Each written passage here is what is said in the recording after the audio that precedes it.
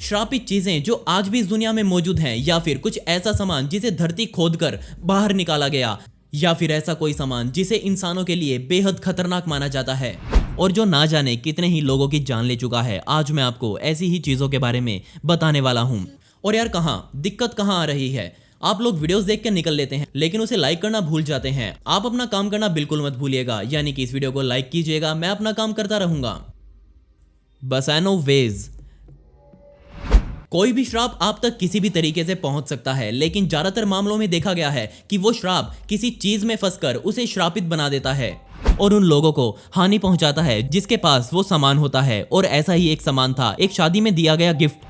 Northern Italy में एक शादी में एक दुल्हन को उपहार के तौर पर फूलदान गिफ्ट में दिया गया। इस फूलदान को 15वीं शताब्दी में पूरी तरह से चांदी द्वारा बनाया गया था, लेकिन बदकिस्मती से इस गिफ्ट को लेते ही दुल्हन शादी वाली रात को ही मर गई। हैरानी वाली बात यह थी कि मरते समय दुल्हन के हाथ में यही फूलदान था। यहाँ आखिर हुआ क्या था? उसकी मौत के बाद दुल्हन के परिवार ने इस फूलदान को अपने पास रखा और जिस परिवार के सदस्य ने इस फूलदान को छुआ वो समय के साथ साथ मरता गया और उन सभी की मौत बेहद रहस्यमय तरीके से हुई। इसी डर की वजह से परिवार वालों ने इस फूलदान को धरती में दफना दिया। लेकिन फिर समय आया 1988 का, जब इसे फिर से ढूंढा गया। जिस आदमी ने इसे बाहर निकाला उसने एक नोट भी फूलदान के साथ बंधा हुआ पाया जिस पर लिखा हुआ था कि ये फूलदान मौत को बुलावा देता है। उस आदमी ने इस फूलदान को एक दवाइयों की दुकान संभालने वाले आदमी को बेच दिया और सिर्फ 3 महीनों बाद उस दुकान के मालिक की मौत हो गई। जिसके बाद उसके परिवार ने इस फूलदान को एक सर्जन के हाथों बेच दिया और वो सर्जन भी सिर्फ 2 महीने बाद मौत के मुंह में समा गया। जिसके बाद एक पुरातत्व विभाग के आदमी ने इसे खरीदा और वो आदमी भी एक अजीब बीमारी का शिकार होकर मौत के मुंह में चला गया। जिसके बाद इस फूलदान का खौफ पूरे इटली में ऐसा फैला कि इन मामलों में पुलिस को दखल देना पड़ा। पुलिस ने इसे जब्त किया और एक म्यूजियम के हाथों सौंप दिया, लेकिन जल्दी ही म्यूजियम ने इसे वापस पुलिस के हाथों सौंप दिया, क्योंकि जब से ये फूलदान उस म्यूजियम में आया था लोगों ने उस म्यूजियम में आना ही बंद कर दिया। आज के समय में ये फूलदान कहाँ है ये किसी को नहीं पता। ये कहा जाता है कि पुलिस ने इसे फिर से धरती के नीचे दफना दिया है। King Kashmir stomp. 1973 में राजा काश्मीर का मकबरा ढूंढा गया और इसी के साथ जन्म हुआ एक नए श्राप का। लेकिन क्या? तो असल में जिन 12 लोगों ने इस मकबरे के ऊपर से मिट्टी हटाकर इसे बाहर निकाला था उनमें से 4 लोगों की कुछ ही दिनों में रहस्यमय तरीकों से मौत हो गई।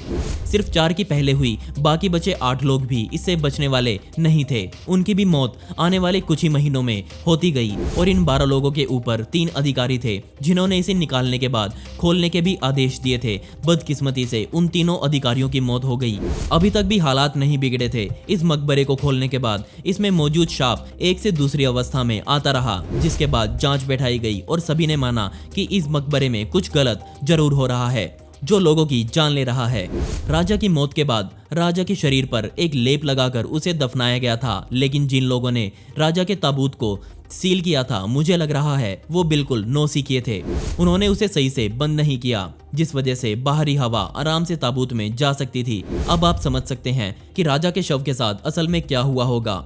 राजा का शरीर बुरी तरह से क्षतिग्रस्त हुआ और उसमें एक फंगस ने जन्म ले लिया जिसका नाम था एस्परजिलियस फ्लावर्स। जिस वजह से जिन लोगों ने इस ताबूत को खोला वो फंगस उन लोगों के शरीर तक पहुंच गई और उन सभी ने मरना शुरू कर दिया। खैर, हम इसे एक शाप शायद नहीं बोल सकते, लेकिन ये उससे भी कम नहीं था। इसलिए आज भी किसी मकबरे को खोलने से पहले लोग पूरी तरह से खुद को ढके हुए दिखाई देते हैं। कैनेडी कर्स। अमेरिका के इतिहास में कैनेडी परिवार का नाम बहुत लंबा रहा है और इस परिवार के सबसे खास व्यक्ति थे जॉन एफ कैनेडी, जो एक समय पर अमेरिका के राष्ट्रपति भी रह चुके हैं।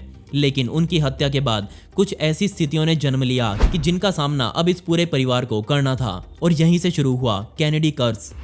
और इसका सबसे पहले शिकार हुए रॉबर्ट कैनेडी, जो कि जॉन एफ कैनेडी के भाई थे। उनको भी जनता का बहुत प्यार मिला, लेकिन बदकिस्मती से उनकी भी हत्या कर दी गई। एक अलग सदस्य टेड कैनेडी अपनी गाड़ी चलाते हुए हादसे का शिकार हुए जिसमें उनकी गाड़ी एक महिला पर चढ़ गई। इसके अलावा वो जब प्लेन में सफर कर रहे थे वो प्लेन भी क्रैश हुआ, लेकिन किस्मत से वो दोनों ही हादसों में बच गए। रॉबर्ट कैनेडी के दोनों बेटों की मौत हो गई, एक की ज्यादा ड्रग्स लेने की वजह से और एक की स्कीइंग करते हुए पहाड़ से गिरकर। जॉन एफ कैनेडी के जूनियर, उनकी पत्नी और उनकी पत्नी की बहन, इन तीनों की भी मौत एक छोटे प्लेन के क्रैश होने की वजह से हो गई। और यहाँ तक कि मैरी कैनेडी, जो कि रॉबर्ट कैनेडी की पत्नी थी, उन्होंने भी फांसी लगाकर अपने घर में ही आत्महत्या कर ली। अब आप यहाँ एक बात नोटिस करें कि इस परिवार के हर सदस्य की मौत अप्राकृतिक कारणों से हुई है और इसी वजह से लोगों ने इसको कैनेडी कर्स का नाम दे दिया। इसके अलावा आज भी कैनेडी परिवार अपना हर कदम बहुत फूंक कर रखता है, क्योंकि उन्हें आज भी घर से बाहर निकलने में डर महसूस होता है और यही शक्ति थी कैनेडी कर्स की। Curse of Tippecanoe. ये श्राप शुरू हुआ अमेरिकी राष्ट्रपति विलियम हैरिसन के साथ, जिन्होंने एक समय पर अमेरिकी सेना को वहां के पैतृक लोगों के खिलाफ खड़ा कर दिया था। अब क्योंकि 1840 में हैरिसन वहां के राष्ट्रपति थे, पता नहीं वहां ऐसा क्या चल रहा था, लेकिन हर 20 सालों में किसी न किसी राष्ट्रपति की हत्या की जा रही थी और इन हत्याओं की शुरुआत हुई थी हैरिसन से, जिनको 1840 में मारा गया। 1860 में अब्राहम लिंकन की हत्या की गई। 1880 और सन 1900 में 2 अलग अलग राष्ट्रपतियों की हत्या की गई। 1920 और 1940 में भी 2 अलग अलग राष्ट्रपतियों की मौत हो गई, वो भी तब जब वो अपनी राष्ट्रपति की कुर्सी पर बैठे हुए थे। और इसके बाद जॉन एफ कैनेडी की हत्या 1960 में हुई। आखिरकार ये शाप टूटा सन 1980 में, जब राष्ट्रपति रेगन को गोली तो मारी गई लेकिन उनकी मौत नहीं हुई। इसी के साथ सन 2000 में राष्ट्रपति एच.डब्ल्यू. बुश के साथ भी कुछ नहीं हुआ। कुछ लोग कहते हैं कि ये कोई शाप नहीं, बस संयोग था, लेकिन संयोग कितनी बार बना ये भी बात मायने रखती है। आपको क्या लगता है कि ये एक शाप था या फिर बस एक संयोग? बसबी स्तूप चेयर। 17वीं शताब्दी के अंत में डैनियल अवेटी नाम के एक व्यक्ति ने थॉमस बसबी नाम के एक व्यक्ति के साथ अपना व्यवसाय का काम शुरू किया और उनके साथ जो हुआ उसने इन दोनों की जिंदगी बदल कर रख दी। बदकिस्मती से पागलपन से भरे बसबी ने अपनी ही बेटी के साथ शादी कर ली। साथ ही बसबी की एक खास बात यह थी कि वो हमेशा अपनी मनपसंद कुर्सी पर ही बैठा करते थे।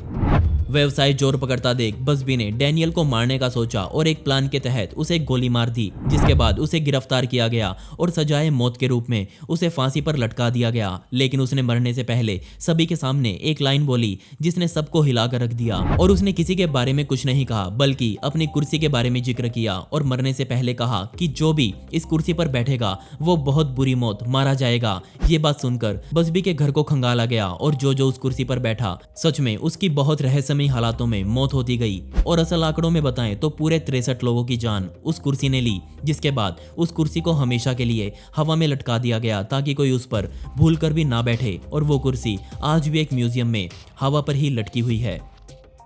और दोस्तों, मेरी कहानी चैनल जिस पर आप सभी की ही वीडियोस आ रही हैं, अगर आपके पास कोई कहानी है तो उसे आप मेरी ईमेल आईडी पर या फिर मेरे इंस्टाग्राम पर जरूर भेजें। मैं उसे एनिमेट करके मेरे दूसरे चैनल पर डालूंगा। मेरे दूसरे चैनल का लिंक डिस्क्रिप्शन में है, आप प्लीज उस पर क्लिक करके उसे सब्सक्राइब करना बिल्कुल न भूलें। उस पर हफ्ते में 1 या 2 वीडियोस जरूर आती हैं। अगर आप भी किसी श्रापित चीज के बारे में जानते हैं तो मुझे मेरे इंस्टाग्राम पर आकर जरूर बताएं, मैं वहां आप सभी से बातें करने वाला हूं। मेरी इंस्टाग्राम आईडी ये है और उसका लिंक आपको डिस्क्रिप्शन में भी मिल जाएगा, तो मुझे वहां फॉलो करना बिल्कुल न भूलें। दोस्तों, पिछली वीडियो का शाउट आउट जाता है संकेत पाटिल को, जिन्होंने बहुत ही प्यारा कमेंट किया था। इस कमेंट के लिए आपका बहुत बहुत शुक्रिया। और दोस्तों, आप कमेंट्स में पिक में लिख सकते हैं, जिससे आने वाली वीडियोस में आप में से ही किसी एक को शाउट आउट दिया जाएगा। आपको इनमें से सबसे बदनाम चीज कौन सी लगी मुझे नीचे कमेंट सेक्शन में जरूर बताइएगा। और इस वीडियो का पार्ट 2 चाहिए हो तो कमेंट्स में पार्ट 2 जरूर लिखें। ऐसी ही इंटरेस्टिंग वीडियोस देखने के लिए मिस्टीरियस दुनिया चैनल को अभी सब्सक्राइब करें। मिलते हैं अगली वीडियो में। ये वीडियो देखने के लिए धन्यवाद।